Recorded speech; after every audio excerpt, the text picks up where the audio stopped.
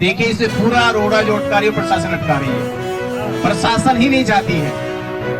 पर हमें प्रशासन को ये सिखाना है कि सरकारें भी बदलेगी, प्रशासन भी बदलेगा, पदाधिकारी भी बदलेगा। जिस दिन ये पूरा बौद्ध समाज, पूरा बहुजन समाज एकजुट होकर बौद्ध गया आ जाएगा।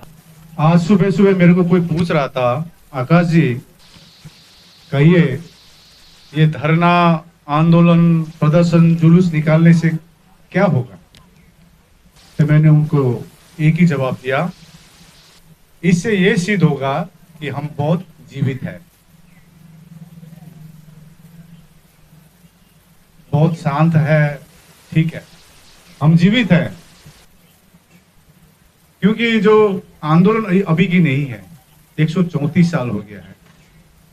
इसमें परमानेंट एक सॉल्यूशन हम लोग मांग रहे हैं, परमानेंट।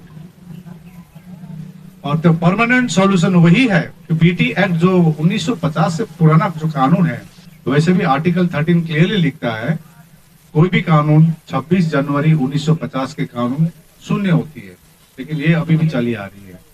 अन्यपूर्ण उस समय में बनी, उस परिस्थिति में बनी होगी ये, और क्या षड्यंत्र से बनाया होगा, लेकिन अभी की परिस्थिति में ये बहुत असंवैधानिक है, अन्यायपूर्ण कानून है। इस कानून को पूरी निरस्त किया जाए और बौद्धों की तीर्थ स्थल में, महाबोधि महाविहार में, कमेटी में संपूर्ण बौद्ध हो, यही हमारी मांग है। और एक जानकारी दे दूं, 10 तारीख को सुप्रीम कोर्ट में मेरे नाम पर ऑल इंडिया बुद्धिस्ट फोरम, आकाश लामा, हम लोग ने एक रिट पिटीशन फाइल की है, एक एफिडेविट दी है। ये रिट पिटीशन क्योंकि हमको कई जन बोल रहे थे सुप्रीम कोर्ट से, सुप्रीम कोर्ट में ऑलरेडी पेंडिंग है केस 2012 से, अलग से ऑल इंडिया बुद्धिस्ट फोरम क्यों डाले इसमें? और सुप्रीम कोर्ट का ऑर्डर है 2018 का, मेरे पास कागज है, अभी दिखा सकता हूं। It is a legislative matter, it is not a judiciary matter. तो हमने जो एफिडेविट दी है, अभी जो रिट पिटीशन फाइल की है, वो 2012 से जो बंदे सुरेश एसआई ने जो रिट पिटीशन फाइल की है, 13 साल हुआ, अभी एक भी हियरिंग नहीं हुआ है। और जो मैं बता रहा हूं, अभी कल ही वांगदी छिरिंग भूटिया की बेटी भी आई थी यहाँ पर, आप देखे होंगे उनको। जब हियरिंग के समय आता डिलीट कर देता था, तो हमने रिट पिटीशन डाली है कि 13 साल क्यों लग रहा है हियरिंग में। इसका कॉपी यदि चाहिए तो मेरे पास है। विष्णु के 9वें अवतार है तथागत बुद्ध, रख दीजिए ना आप। आपको पाप लगेगा। विष्णु पद मंदिर में रखिए ना, हम बोल रहे हैं तो एक भी दिखाइए ना आप पूरे भारत में जहां पर भगवान बुद्ध की मूर्ति रखा हुआ है, भगवान बुद्ध के नाम पर कुछ रखा हो, जहां पर बुद्धिस्ट वहां पर कमेटी में हो। पाप लगेगा आपको। देखिए, हम लोग पाप और पुण्य में विश्वास नहीं करते हैं। अगला जन्म पाप, हो जाएगा देखिए आपका। एक चीज है, भगवान बुद्ध ने सीधा बोला है, बुद्धं शरणं गच्छामि, अपनी ज्ञान की प्रयोग करो। स्वर्ग भी यही है, नरक भी यही है। तो जो अगला जन्म और पूर्व जन्म का जो बात करते हैं, वो काल्पनिक बातें हम लोग बुद्ध नहीं मानते हैं। और वो डर दिखा कर 1000 सालों से हमारे बहुजन समाज को बरगा लेने की कोशिश कर रहे हैं, ये समझ रहा है, यही है। इसलिए बाबा साहब ने कहा अपने शिक्षा को इंपॉर्टेंस दो। अभी शिक्षित लोग, जो बहुजन समाज में शिक्षित लोग, अब आज एक बहन बोल रही थी, वो पाखंडबाद में थे, तो जहाँ शादी हुई उसके बाद उनका परिवर्तन, आप उनसे एक स्टोरी ले लीजिएगा। तो जो भी हो, हम पाप और पुण्य में विश्वास नहीं करते हैं। और हमारी जो मांग है ये मैं बता देता हूँ, सुनिए। अब मैं और एक डिक्लेयर करना चाह रहा हूँ, यहाँ पर किसी को भी एफआईआर होती है तो ऑल इंडिया बुद्धिस्ट फोरम इसकी पूरी जिम्मेदारी लेगी।